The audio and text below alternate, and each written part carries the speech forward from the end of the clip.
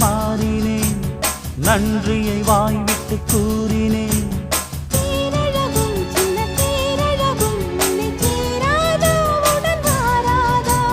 மானழகும் கெண்டை மீனழகும் கண்கள் காட்டாதா இசை கூட்டாதா